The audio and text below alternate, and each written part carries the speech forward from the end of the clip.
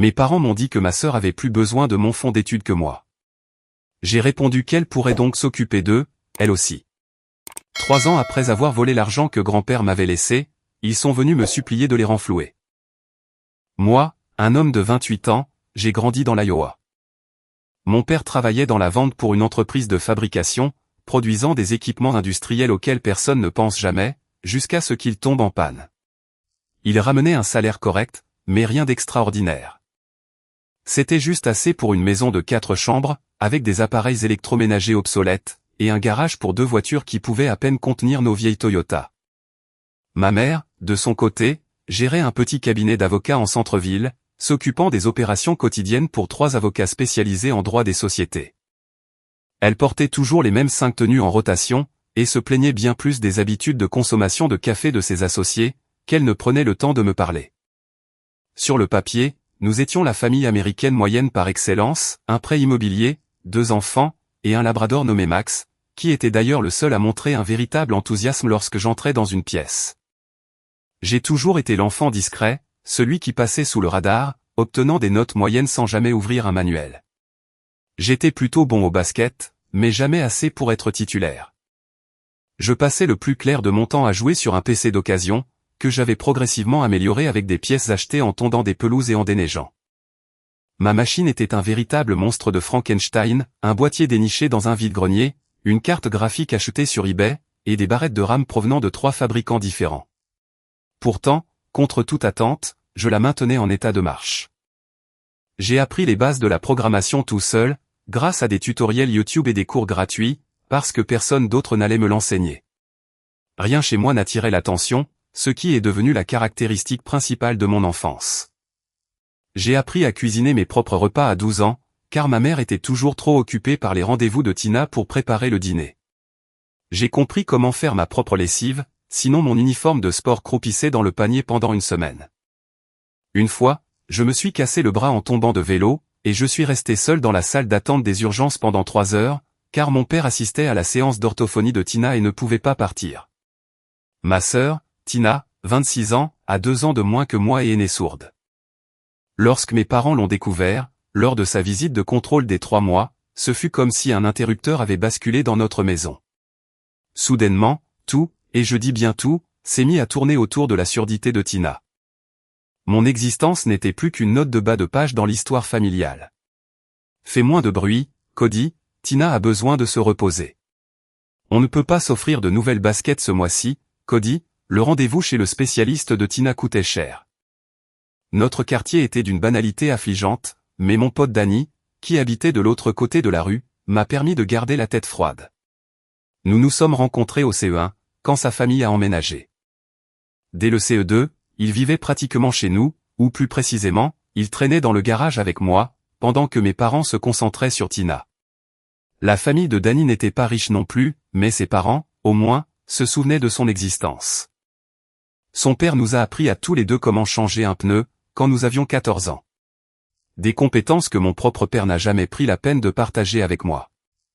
J'ai monté mon premier vrai PC de gamer à 14 ans, avec l'aide de Danny. Nous avons passé un week-end entier à l'assembler, après avoir cherché des pièces sur Craigslist et des sites de déstockage. J'ai déniché un bon processeur quand l'université du coin a mis à jour sa salle informatique, et le cousin de Danny nous a donné une carte graphique, obsolète pour ses travaux de modélisation 3D, mais parfaite pour nos besoins. Mes parents n'ont même pas remarqué que j'avais un nouvel ordinateur pendant près de 2 semaines. C'est vous dire à quel point ils se souciaient peu de ce que je faisais. Quand ils l'ont enfin remarqué, mon père m'a juste demandé si j'avais encore gaspillé mon argent dans ces conneries de jeux vidéo. Peu importe que j'étais en train d'apprendre par moi-même une compétence très recherchée, qui finirait par me sauver la mise. Le favoritisme ne se limitait pas à de subtiles allusions ou à une légère différence de traitement. C'était tellement flagrant que même mes professeurs s'en rendaient compte. Quand j'ai commencé le basket en CM2, mes parents ont assisté à exactement 2 matchs de toute la saison, le premier, et la finale que nous avons perdue. En revanche, lorsque Tina a rejoint une ligue de volleyball pour sourds en 5e, ils n'ont pas manqué un seul match. Ils reprogrammaient leur travail, annulaient d'autres projets, et se portaient même parfois pâles. Le message était limpide, ces activités comptaient, les miennes, non. Ma chambre n'était même pas totalement la mienne. Pendant la semaine des examens finaux de mon année de première, ils ont déplacé mon installation informatique dans le garage. La raison ? Tina devait utiliser ma chambre comme espace d'étude, car elle avait besoin d'un environnement calme pour se concentrer. L'ironie d'une personne sourde ayant besoin de silence leur a complètement échappé. Danny m'a aidé à tout déménager. En regardant toute la scène se dérouler, il m'a glissé par la suite, « Mec, tes parents font tellement de favoritisme, c'en est gênant. » Ma mère passait des heures à aider Tina à faire ses devoirs, à rechercher les meilleures techniques d'apprentissage pour étudiants sourds, à prendre des cours de langue des signes, et à la conduire dans des programmes spécialisés à travers tout l'État. Pour moi, débrouille-toi, Cody, tu dois apprendre l'indépendance. C'était leur code pour dire, nous n'avons ni le temps ni l'énergie pour toi. Vous voyez le tableau. Ne vous méprenez pas, j'aimais bien ma sœur. Tina n'a jamais été la méchante de l'histoire. C'était juste une gamine, comme moi, qui n'avait rien demandé de tout ça. Elle était intelligente, déterminée, et honnêtement plutôt drôle quand elle en avait envie. Le problème n'a jamais été Tina elle-même, mais la façon dont mes parents utilisaient ses besoins comme une arme contre moi. Ils se servaient de son handicap comme excuse pour lui donner tout en ne m'accordant rien, alors qu'ils auraient très bien pu nous soutenir tous les deux. En terminale, j'ai décroché mon premier vrai boulot dans un magasin d'électronique local. Le salaire était minable, mais la remise employée m'a permis d'améliorer mon PC à moindre coût. Surtout, j'avais enfin de l'argent qui n'était pas contrôlé par mes parents. J'ai mis chaque centime de côté dans un compte épargne que la mère de Danny m'a aidé à ouvrir. Bien sûr, la somme semblait pathétiquement dérisoire par rapport à ce dont j'aurais besoin pour l'université.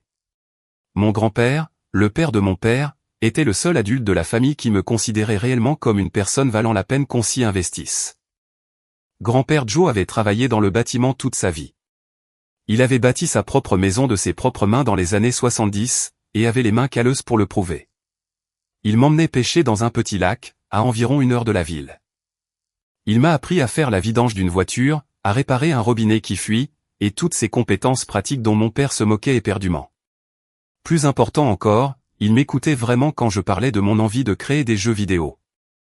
Il ne balayait pas l'idée d'un revers de main, comme le faisaient mes parents.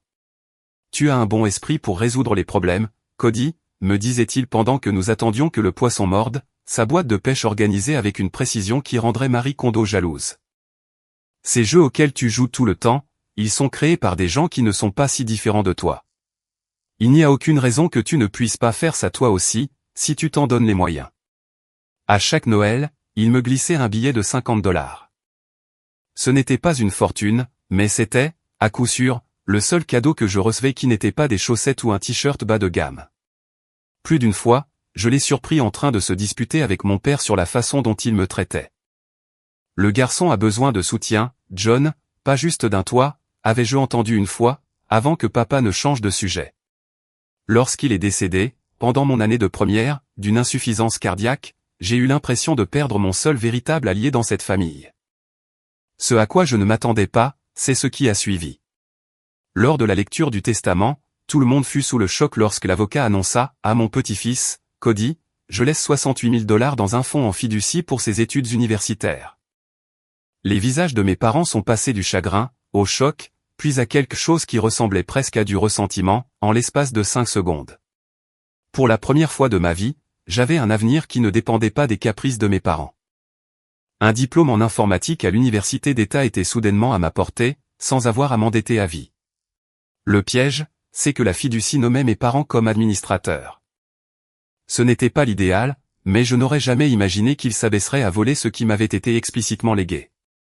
Avec le recul, j'étais un idiot de ne pas avoir vu les signaux d'alarme.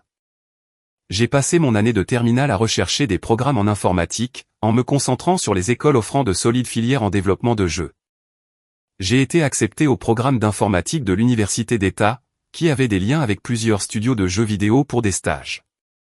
Quand je l'ai annoncé à mes parents, mon père a juste grogné, disant que nous parlerions des finances plus tard. J'ai pensé qu'il était juste fidèle à lui-même, indifférent à mes réussites. Une semaine avant la remise des diplômes, mes parents ont invité ma tante Suzanne, la sœur de papa, ainsi que son mari pour le dîner. C'était le moment parfait pour discuter des plans pour l'université. J'étais déjà accepté, j'avais des pistes pour des colocataires, et je n'avais plus qu'à envoyer la caution pour le logement. Je me souviens avoir repassé ma seule chemise correcte pour l'occasion, pensant que c'était enfin le moment où les choses allaient s'arranger. Quel idiot j'étais. Nous devons discuter de ta situation pour l'université, a dit mon père, posant sa fourchette au milieu d'un dîner particulièrement pesant. Ouais, j'ai déjà les formulaires pour le logement. Il faut juste que j'envoie la caution avant vendredi prochain, ai-je répondu, croyant que tout se concrétisait. Ma mère a regardé mon père, qui s'est raclé la gorge avant de prononcer la phrase qui allait détruire notre relation, oui, à ce propos. Nous avons dû utiliser cet argent pour les programmes d'éducation spécialisés de Tina, et pour constituer son fonds d'études. Un silence de mort s'est abattu sur la table. Mon monde s'est effondré en temps réel. Je me souviens avoir ressenti exactement la sensation que quelqu'un venait de remplacer tout mon sang par de l'eau glacée. Vous avez fait quoi? C'était mon argent, grand-père me l'avait laissé, ai-je lâché, essayant d'assimiler ce que je venais d'entendre. La fiducie nous donnait un pouvoir discrétionnaire en tant qu'administrateur, a répondu mon père froidement, comme s'il discutait d'une transaction commerciale, plutôt que du vol de l'avenir de son fils. L'éducation de Tina à la Brighton Academy pour les sourds lui offre de meilleures opportunités. Tu pourras toujours contracter des prêts pour faire une école de proximité. Tante Suzanne avait l'air de quelqu'un qui venait de se prendre un écran bleu d'erreur Windows en pleine figure. Tu as tout dépensé, John? Ton père avait spécifiquement laissé ça pour l'éducation de Cody. Tina en avait plus besoin, a rétorqué ma mère, montrant plus d'émotion pour défendre leur décision qu'elle n'en avait jamais montré à mon égard depuis des années. Sais-tu à quel point l'éducation spécialisée coûte cher? Cody est parfaitement capable de subvenir à ses propres besoins. Vous n'êtes pas des parents, ai-je dit en me levant. Vous êtes des investisseurs, qui ont décidé très tôt que je ne valais pas l'effort. Eh bien, félicitations. Vous avez perdu un fils. Je suis sorti de table, je suis monté dans ma chambre, et j'ai emballé tout ce qui pouvait rentrer dans ma voiture. J'entendais des disputes en bas, mais je ne pouvais pas distinguer les mots, par-dessus les bourdonnements dans mes oreilles. J'ai fait un dernier tour de ma chambre, j'ai attrapé mes disques durs externes contenant tous mes projets de programmation, et je suis parti sans dire un mot de plus. L'appartement de Danny n'était qu'à quelques rues de là, je n'ai même pas eu besoin de l'appeler. Un seul regard sur mon visage lorsqu'il a ouvert la porte, et il s'est écarté pour me laisser entrer. Ils l'ont fait, c'est ça, m'a-t-il demandé. J'ai simplement hoché la tête, et il m'a aidé à porter mes affaires à l'intérieur. 2 jours plus tard, j'ai reçu un SMS étrange de Tina, je ne savais pas. Je suis désolé. C'était tout, aucun autre message. Je n'ai pas répondu, mais ça m'est resté en tête.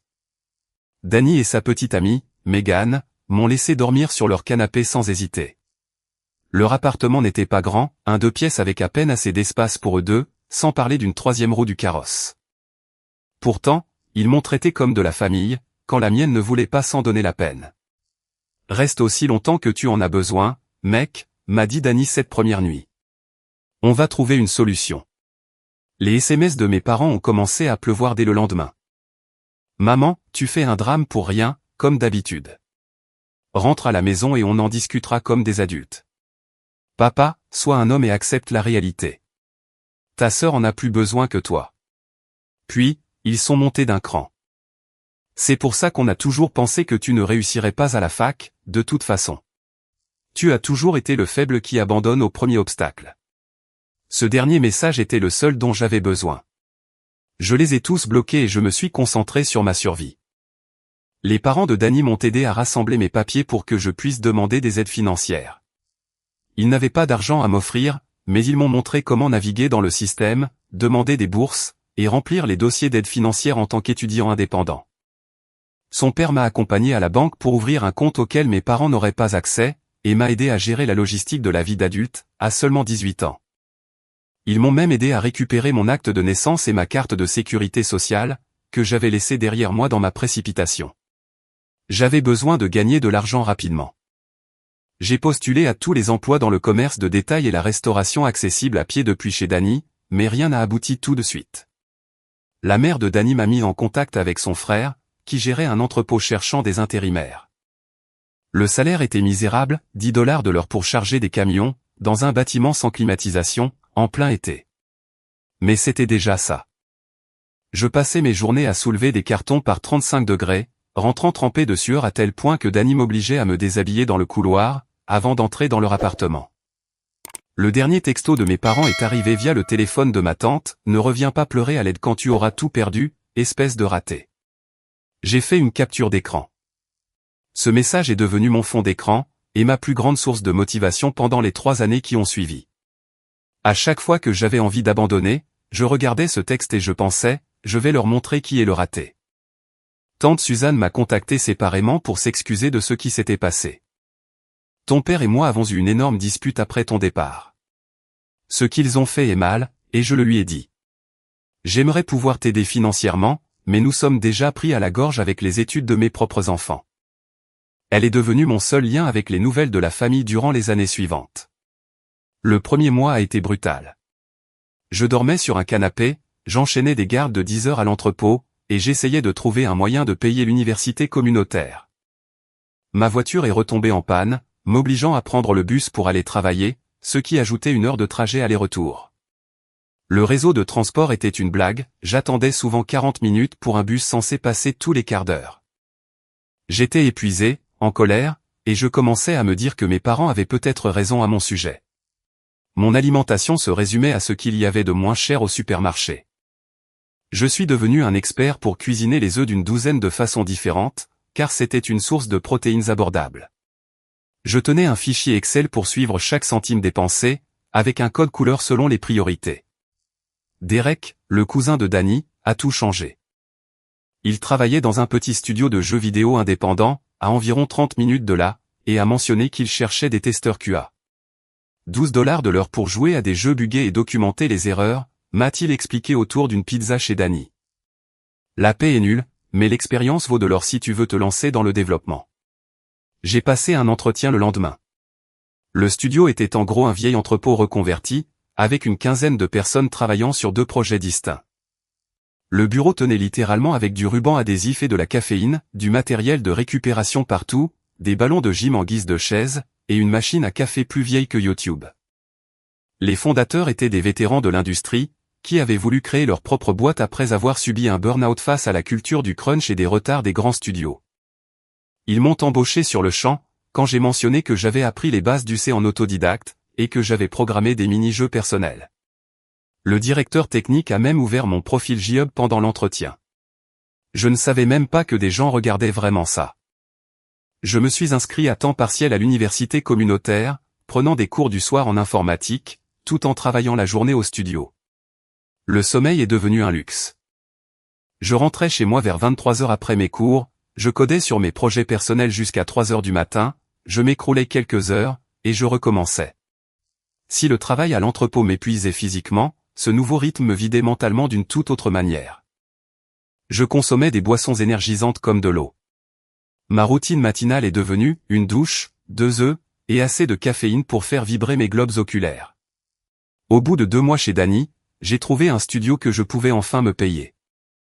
Le terme « studio » était généreux, il s'agissait en réalité d'un garage aménagé avec une salle de bain attenante. L'endroit était infesté de cafards, il y avait de la moisissure noire dans la salle de bain que le propriétaire refusait de traiter, et des voisins qui se hurlaient dessus assez fort pour réveiller les morts à 2 heures du matin. Mais je payais chaque mois de loyer à temps.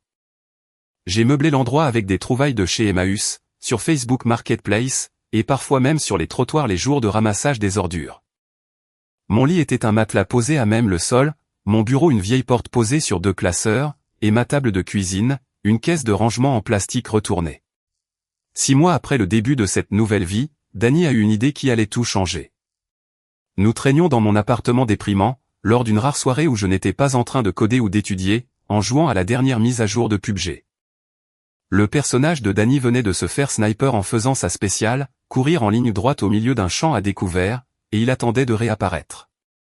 On devrait commencer à bosser sur notre propre projet en parallèle, m'a-t-il dit entre 2 parties. Derek a des contacts dans l'industrie grâce à son boulot. J'étudie la gestion d'entreprise, et toi tu deviens vraiment bon en code. On pourrait créer un truc ensemble. Et avec quel temps? Je dors à peine en ce moment, ai-je répondu. Mais l'idée avait déjà fait son chemin dans ma tête. On n'a pas besoin de se presser. On fait ça le week-end, comme des mercenaires. On crée un petit truc bien poli, qui pourrait attirer l'attention. Nous avons configuré un espace de travail partagé sur le cloud, et commencé à créer une démo pour une idée de jeu que je griffonnais pendant mes pauses déjeuner. Tous les vendredis soirs, nous mettions notre argent en commun pour acheter de la pizza et des Red Bull, et nous codions jusqu'au lever du soleil. Nos réunions d'affaires se tenaient dans le fast-food le moins cher de la ville, mais nous prenions ce travail extrêmement au sérieux. Nous rédigions des documents de conception sur des serviettes en papier en mangeant des menus petit déjeuner à 5 $, nous débattions des mécaniques de jeu en buvant du café à volonté, et nous esquissions des concepts de personnages au dos des tickets de caisse. Après 3 mois de développement, Derek nous a présenté Kristen, une artiste 3D tout juste sortie d'école d'art, qui cherchait à étoffer son portfolio. Elle a rejoint nos sessions du week-end, apportant un talent dont nous avions désespérément besoin.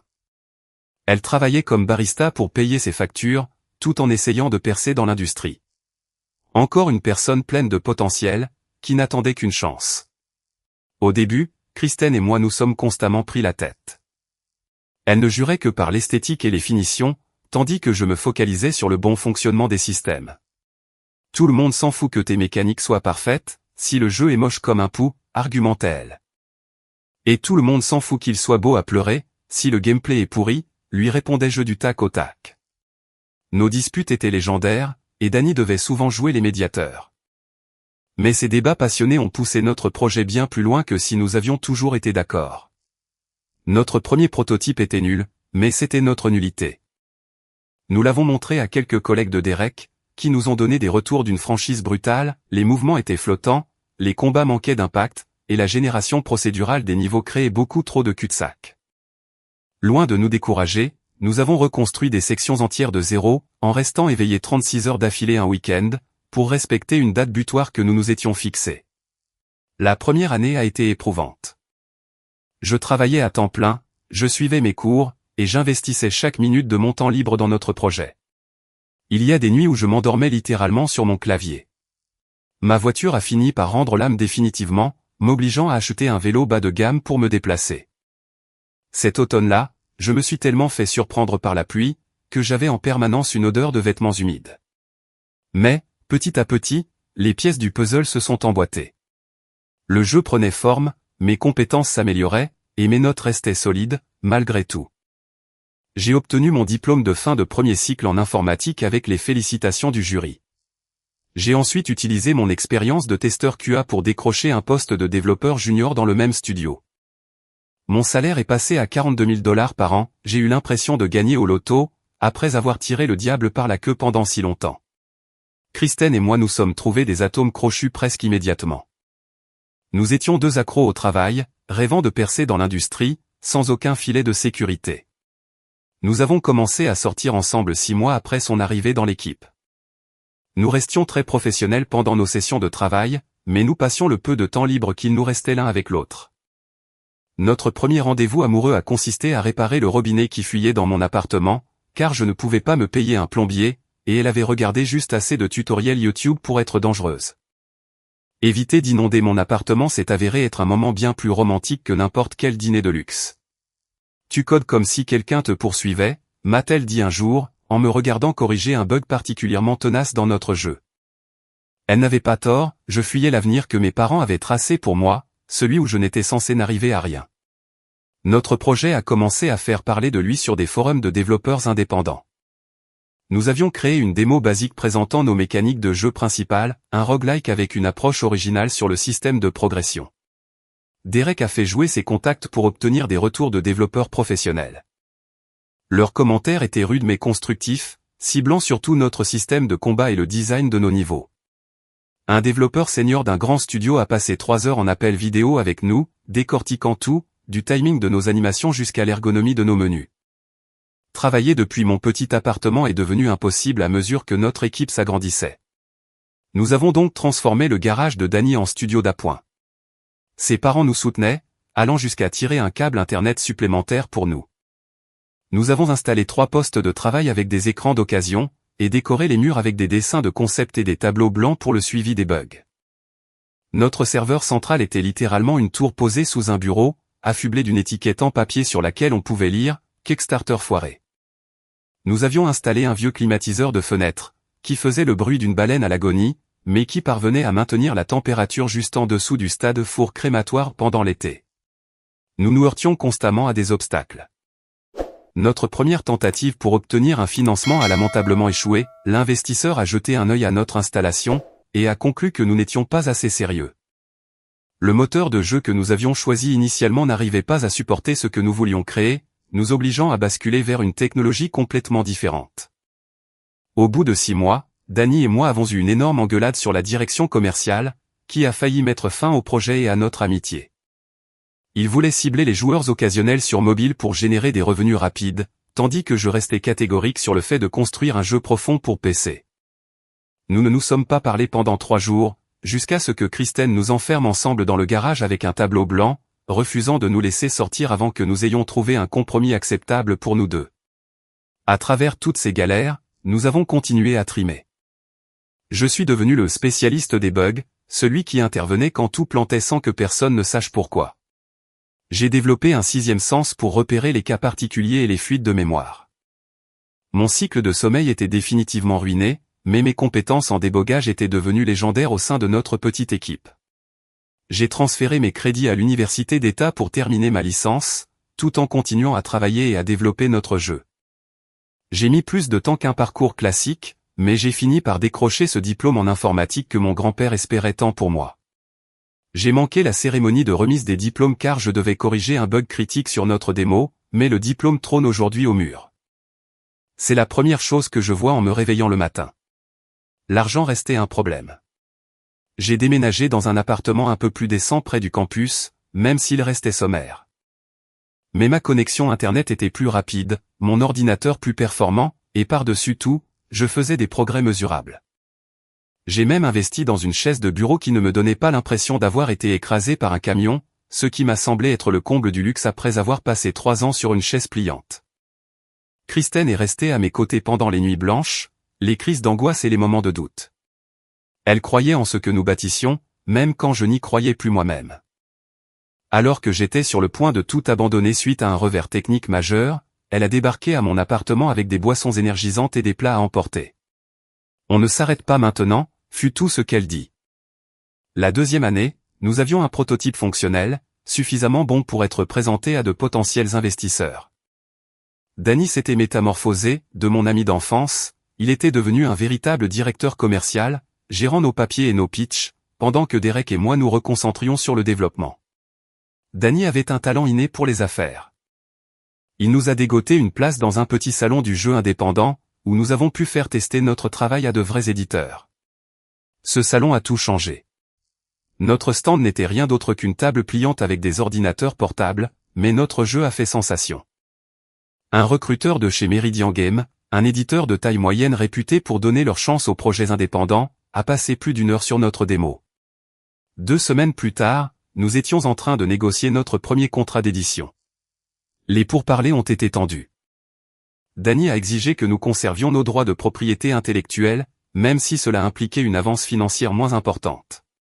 C'était la meilleure décision possible, bien que nous ne le sachions pas encore à ce moment-là. 28 mois après avoir lancé notre projet, nous avions enfin un véritable financement. Le contrat avec Meridian n'était pas faramineux, 225 000 $ pour achever le développement, avec un partage des revenus sur les ventes à venir. Mais c'était suffisant pour nous permettre de quitter nos emplois respectifs, et de nous consacrer à 100% à notre jeu. Nous avons loué de vrais bureaux. L'endroit n'était pas luxueux, mais le loyer était abordable, et pour la première fois, nous avions une véritable plaque au nom de notre entreprise. Grâce au fonds, nous avons recruté 2 développeurs supplémentaires, de jeunes diplômés assoiffés d'expérience.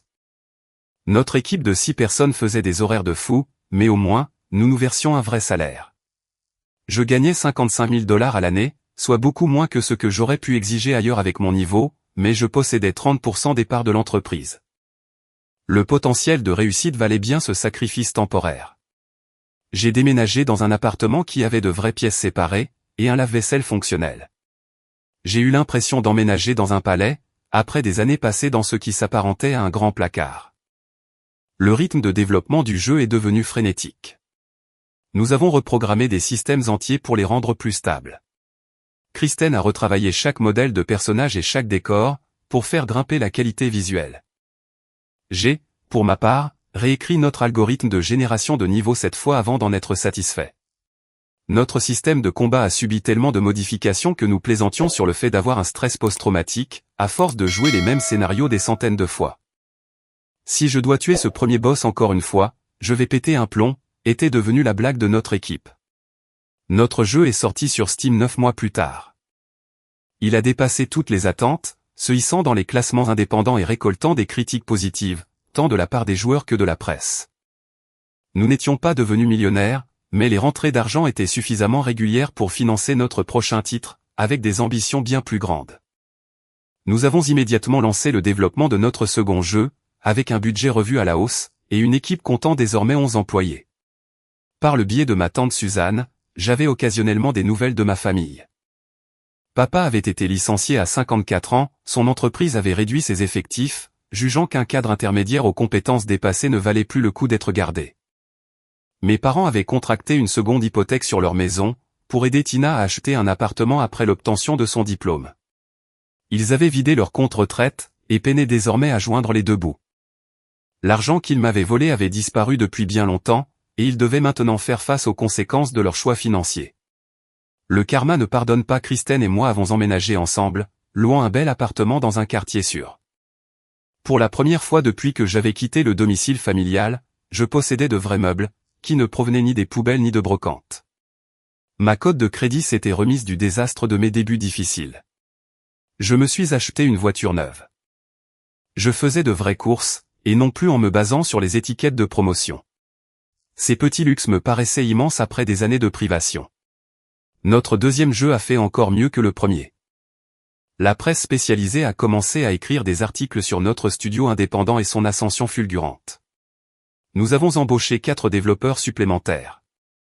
Danny gérait l'aspect commercial d'une main de maître, négociant des contrats qui nous laissaient le contrôle créatif total, tout en assurant nos arrières sur le plan financier. 3 grands éditeurs nous ont approchés pour nous racheter. Nous les avons tous refusés, préférant conserver notre indépendance, mais cette reconnaissance était incroyable. Le petit studio qui avait vu le jour dans un garage, nourri à la pizza froide et au Red Bull, était désormais courtisé par les géants de l'industrie. J'ai acheté ma première maison à 27 ans, un modeste 3 pièces dans un bon quartier, avec un espace bureau dédié pour le télétravail. Kristen a emménagé avec moi, et a transformé cette maison en un véritable foyer. Mon grand-père aurait été fier de voir ce que son investissement en moi avait finalement permis de construire, même si le chemin emprunté a été bien différent de ce qu'il aurait pu imaginer. Nous avions réussi, mais eux ne le savaient pas encore. 3 ans après avoir claqué la porte, mon téléphone a sonné. C'était un numéro que j'avais supprimé, mais que j'ai tout de suite reconnu, ma mère. J'ai failli ne pas répondre, mais la curiosité l'a emporté. Cody, ça fait longtemps. Tu nous manques. Voudrais-tu venir dîner ce dimanche? Tina sera là, elle aussi. J'ai accepté. Une partie de moi voulait leur montrer ce qu'ils avaient perdu, l'autre cherchait simplement à tourner la page définitivement. Kristen pensait que c'était une mauvaise idée, mais elle a soutenu ma décision d'y aller. Souviens-toi juste de qui tu es aujourd'hui, m'a-t-elle glissé au moment de partir. Ne les laisse pas t'entraîner de nouveau dans leur vieux schéma toxique. J'ai roulé jusqu'à la maison de mon enfance au volant de ma voiture neuve, et j'ai immédiatement remarqué la peinture écaillée, ainsi que la pelouse en friche. La maison s'était visiblement dégradée. Les marches du perron étaient fissurées, et la gouttière pendait d'un côté. Leurs problèmes financiers se lisaient sur la façade même du bâtiment. La porte du garage était cabossée d'une façon qui n'existait pas à mon époque, et le précieux barbecue de papa avait disparu de la terrasse. Ma mère m'a serré dans ses bras maladroitement sur le pas de la porte. Mon père m'a fait un signe de tête depuis son fauteuil, paraissant plus vieux et plus amaigri que dans mes souvenirs. Tina était déjà là, signant à toute vitesse avec eux. Elle m'a offert un sourire sincère quand je suis entré. C'était déjà ça de prix. Le dîner fut un enchaînement de banalités gênantes. Comment va le travail? Bien. Comment est ton appartement? C'est une maison, maintenant. Finalement, autour d'un café et de biscuits bas de gamme, mon père s'est raclé la gorge. Fils, nous traversons une mauvaise passe. La banque menace de saisir la maison. J'ai du mal à trouver un bon emploi depuis mon licenciement. Nous nous disions que tu pourrais peut-être nous dépanner, juste le temps que je retrouve un poste. J'ai pris une gorgée de café pour dissimuler mon sourire. De combien êtes-vous dans le rouge? Mon père a paru soulagé que je pose la question. Environ 28 000 $, plus quelques dettes de carte de crédit, accumulées en aidant Tina à payer ses factures. J'ai reposé ma tasse très doucement, voulant savourer l'instant à sa juste valeur. Donc, si je comprends bien, vous avez volé les 68 000 $ que mon grand-père avait laissés spécifiquement pour mon éducation. Vous m'avez dit que je ne valais pas la peine qu'on investisse en moi. Vous m'avez forcé à dormir sur un canapé. Et à bosser dans des entrepôts au lieu d'aller à la fac. Et maintenant que vous devez faire face aux conséquences, vous me demandez de vous renflouer? Le visage de ma mère s'est durci. Nous t'avons élevé, c'est le minimum légal. Je l'ai coupé net, vous lui avez tout donné, et à moi, rien. Et aujourd'hui, vous venez mendier mon aide. À ma grande surprise, Tina a pris la parole. Ils ont tort, Cody. Je n'étais pas au courant pour la fiducie avant l'année dernière. Il n'aurait jamais dû prendre ce que grand-père t'avait laissé. Mes parents ont regardé ma sœur, stupéfaits par cette trahison. Ma mère a commencé à signer frénétiquement, mais Tina a secoué la tête et a continué à parler, joignant le geste à la parole, ce qu'ils t'ont fait était mal. Je ne m'en rendais pas compte en grandissant, mais avec le recul, c'était évident. Je suis désolé d'en avoir fait partie. Même sans le vouloir. Je ne vous dois rien du tout, ai-je dit fermement, en m'adressant à mes parents. Vous m'avez bien fait comprendre quelle était ma place dans cette famille, le plan B, la roue de secours, l'investissement inutile. Eh bien, maintenant, j'ai réussi sans vous, et c'est vous qui venez demander l'aumône. Nous sommes toujours tes parents, a rétorqué mon père, le désespoir pointant dans sa voix. La famille s'entraide. La famille ne se vole pas entre elles, ai-je répliqué. Vous n'étiez pas ma famille quand j'avais besoin de vous. Les parents de Danny ont été bien plus une famille pour moi que vous ne l'avez jamais été. Mon équipe au boulot est plus une famille que vous. Je me suis levé pour partir. Tina m'a suivi jusqu'à la porte. J'aimerais qu'on reste en contact, m'a-t-elle glissé, sans les impliquer. Je lui ai fait un signe d'assentiment, et je suis sorti, me sentant plus léger que je ne l'avais été depuis des années. Le poids d'avoir besoin de leur approbation s'était enfin envolé. C'était il y a 2 ans. Mes parents ont perdu la maison. Papa travaille dans une quincaillerie, et gagne un tiers de son ancien salaire. Maman a trouvé un poste de réceptionniste à mi-temps.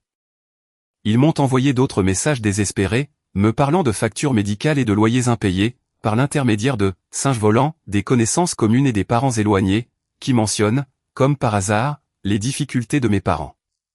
Je n'ai jamais répondu. Tina me rend visite tous les quelques mois. Elle construit sa propre vie, indépendamment de nos parents. Elle a décroché un meilleur emploi dans le marketing, et suit des cours pour élargir ses compétences. Nous développons doucement la relation frère-sœur que nous n'avons jamais eue en grandissant. Il s'avère qu'elle est vraiment sympa, quand elle n'est pas utilisée comme une arme contre moi. Elle nous a même aidé à tester les options d'accessibilité pour sourds sur nos jeux. Notre studio a été racheté l'année dernière par l'un des grands éditeurs, mais à nos conditions, avec une garantie d'indépendance créative, et de gros bonus de performance. Nous avons gardé notre équipe fondatrice intacte, et conservé le contrôle sur notre processus de développement. C'était nos conditions non négociables. Les costards cravates n'étaient pas ravis, mais nos résultats parlaient pour nous. Nous travaillons actuellement sur notre 3e jeu avec une équipe de 20 personnes, incluant 3 nouveaux développeurs qui, eux aussi, ont dû repartir de zéro. Kristen et moi attendons notre premier enfant. Nous avons appris le mois dernier que ce sera un garçon.